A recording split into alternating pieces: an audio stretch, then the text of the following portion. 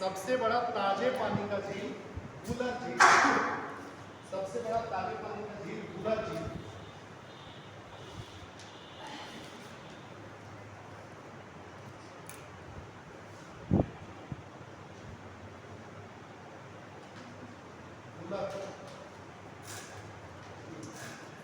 सबसे बड़ा ताजे पानी का झील वुलर झील।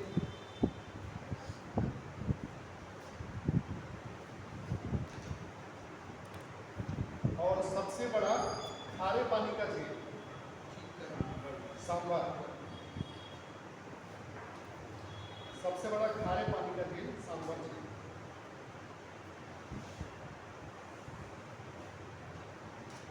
सांबर सांबर है राजस्थान।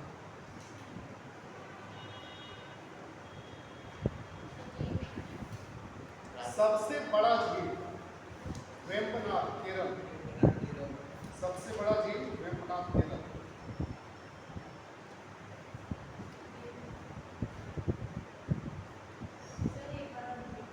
सबसे बड़ा झील मतलब लंबाई में सबसे लंबा, बड़ा नहीं, सबसे लंबा झील वेम्बनाथ केरल। ऊटी से उतर के वो लोग ऊटी जाते हैं तो वहाँ पे बाइक मिलती है किराए पे। बाइक और वहाँ से वेम्बनाथ तक सीधा रास्ता है। कितना रुपये लेते हैं? उसका भाड़ा ले लेते हैं, 2-3 हज़ार रुपये भाड़ा लेते हैं बाइक का। और बाकी को लोग का आधार कार्ड सिग्नेचर वगैरह सब लोग स्कूटी बाइक सब मिलता है। तो आप पहाड़ों में आनंद लेते हो। पहाड़ों के बीच से रास्ता है, बहुत अच्छा रास्ता है। सैर कर दुनिया की गाफिल जिंदगानी फिर कहाँ। सैर कर दुनिया की गाफिल जिंदगानी फिर कहाँ। जिंदगानी कर रही तो नौजवानी फिर कहाँ। घुटने में जंग पकड़ लेगा, सीढ़ियों पर चढ़ा नहीं जाएगा तो आप पहाड़ घूम पाएंगे।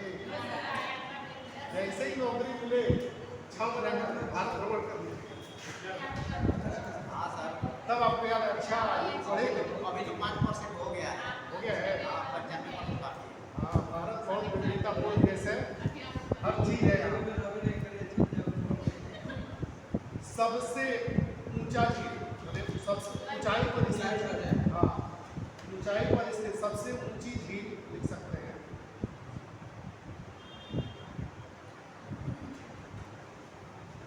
उसको बोलते हैं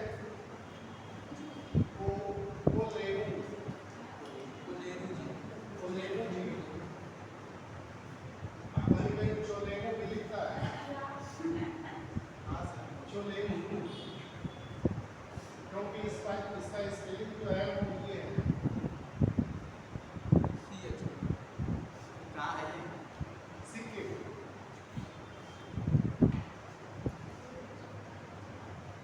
झीलों का शहर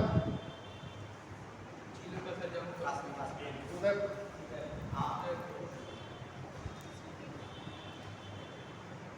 और झीलों का देश फिनलैंड। झीलों का शहर उदयपुर राजस्थान।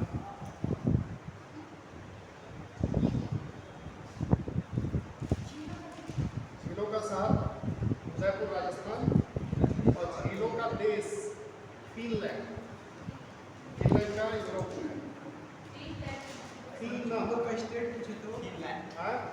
झीलों का स्टेट झीलों का राज्य का ऐसा कोई दर्जा नहीं है।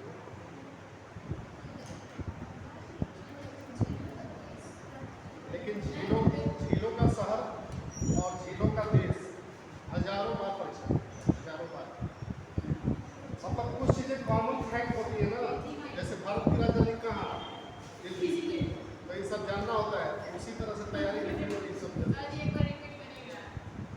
झीलों का शहर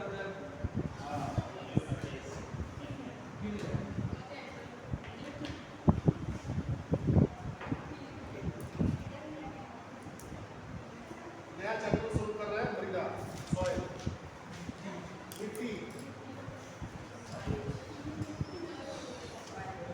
मिट्टी मृदा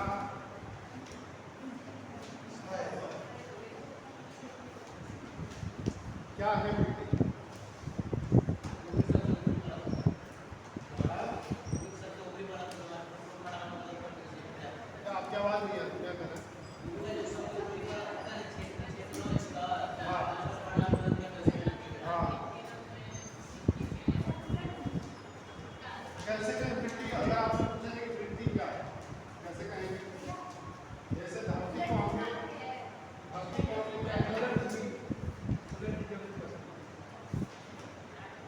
हमने तरबूज की तरह काट लिया।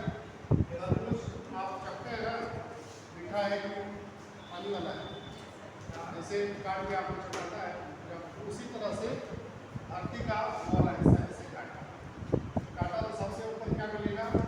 बोलते हैं इसको भूपर्पट्टी, भूपर्पट्टी या अंग्रेजी बोलते हैं क्रस्ट। उसके बाद है मेंटल,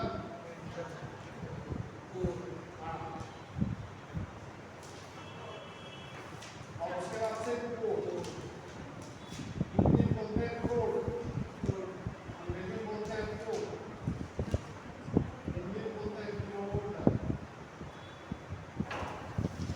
ठीक, और भूपर्पट्टी का जो ऊपरी वाला हिस्सा है उसी पर मिट्टी है।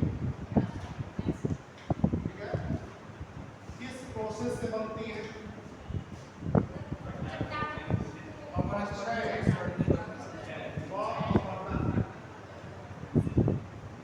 अपक्षय व अपर्दन की प्रक्रिया से मिट्टी का निर्माण होता है।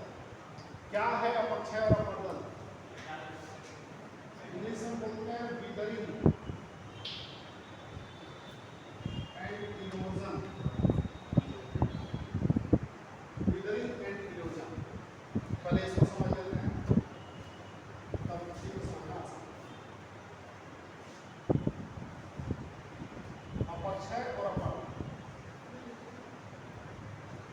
यहाँ नाम दिया क्षय। क्षय माने टूटना,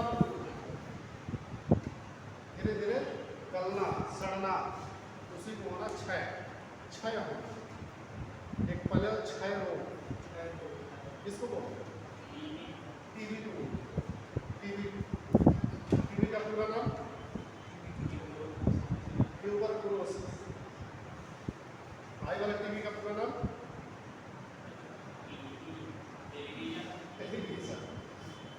तो क्षय। क्षय मतलब कोई पहाड़, पर्वत, पठार कुछ है और उसको वो लगातार ठंडा हो रहा है, पानी पड़ा तो ठंडा हो गया और गर्मी हुई तो गर्म हो गया। तो जब कोई चीज़ गर्म होती है तो उसमें क्या होता है? फैलाव होता है, और जब ठंडी होती है तो वो सिक होती है।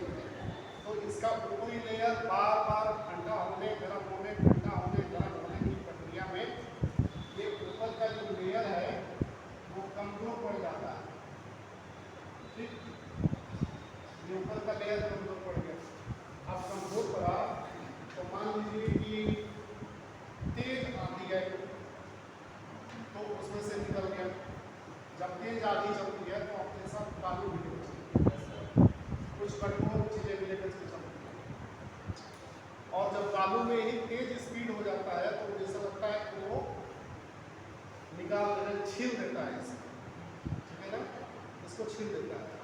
तो हवा से, पानी से कई बार ये टूट जाता है तो पानी के साथ बह करके, हवा के साथ और खुद से भी ये गिरता रहता है और यही टूट करके कोई इसका टूटना, इसका जो टूटना है, टूटने की प्रक्रिया वो अपक्षय का है। टूटने की प्रक्रिया अपक्षय का है। आज आपके पास ये टूट करके आप करना हो गया। ठीक, अब बारिश हो गई और बारिश इसको बाहर ले गई, ऐसे बारिश इसको बाहर ले गई, हवा इसको उड़ा ले गया। ठीक, तो उस प्रक्रिया को बोलेंगे अपवर्तन।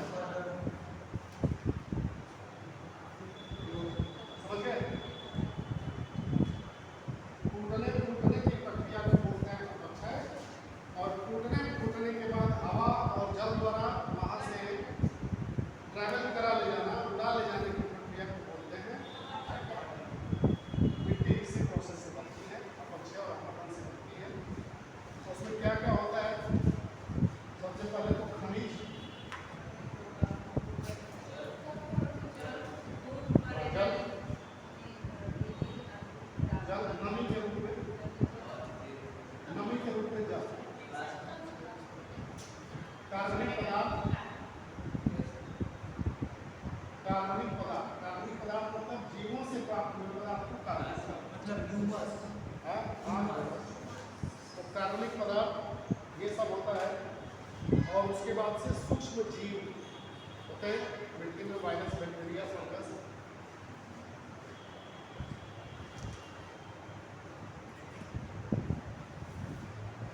सूक्ष्म जीव ये सब चीजें, हाँ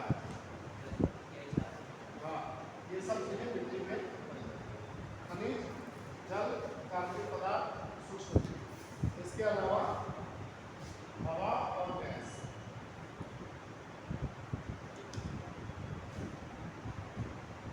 हवा और गैस, कणों के बीच में हवा फंसी रहती है और हवा में गैस होती है। तो इतनी सारी चीजें मिट्टी में।